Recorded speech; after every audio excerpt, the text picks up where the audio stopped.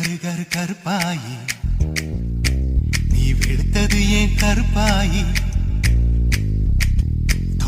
தொட மாட்டேன் தொட்டா நானும் விட மாட்டேன்